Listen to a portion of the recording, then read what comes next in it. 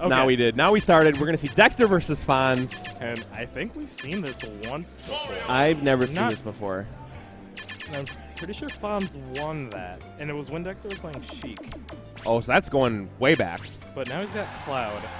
Got a little smile on his face. Fons is pretty good against other Clouds.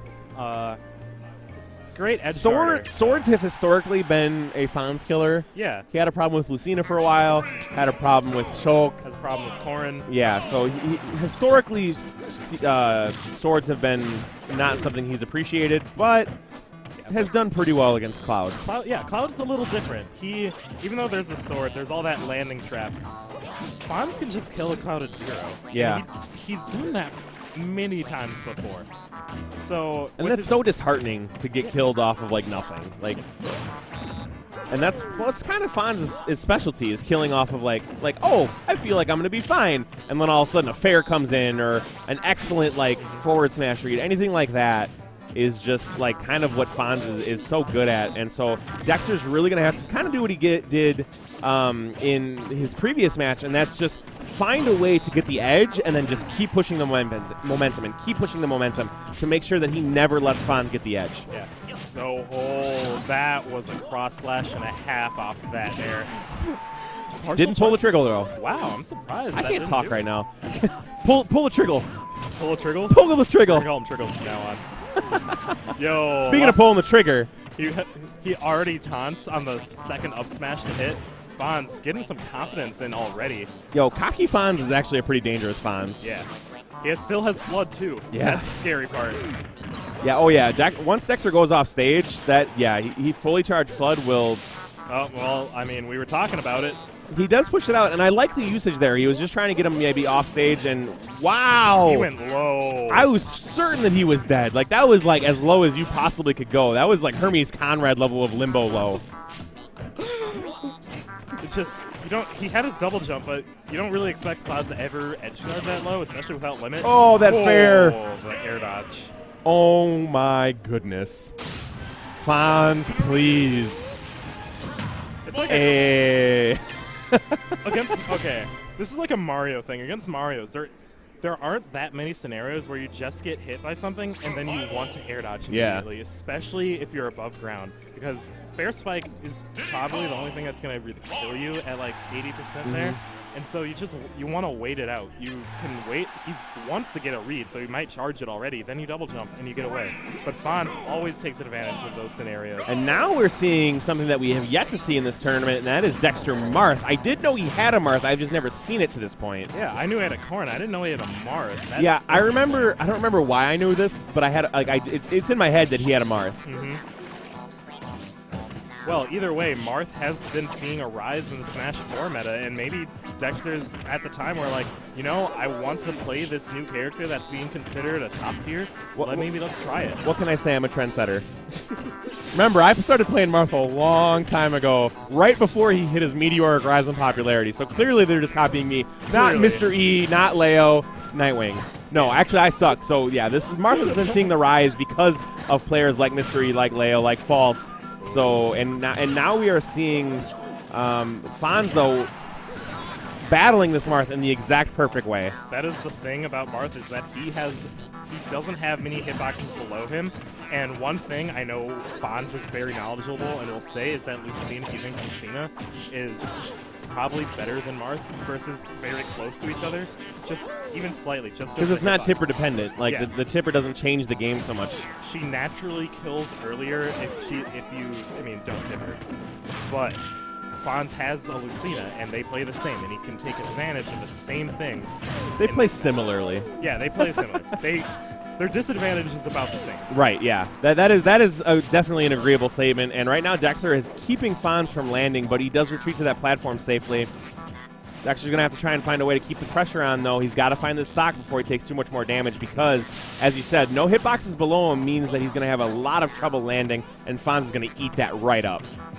On the platform, this is dangerous. Oh, he doesn't fall off. Takes 3 up airs for it. And 2 back airs. Will there be a partridge in a pear tree? Again, going to the platform. It hasn't really been his safety this game either. It's kind of been, I'm on the platform, how can I get down?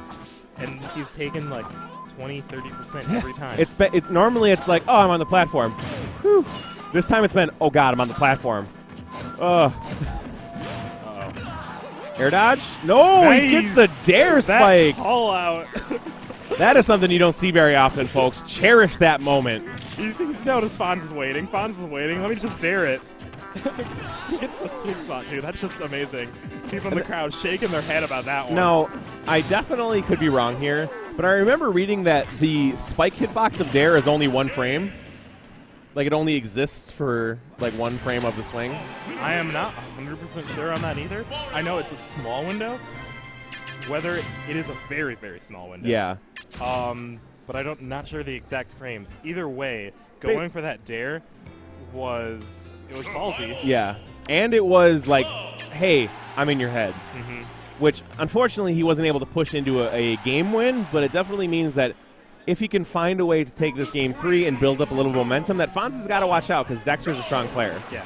Back to Cloud. Marth didn't work that well. He got the highlight, but he didn't get the game.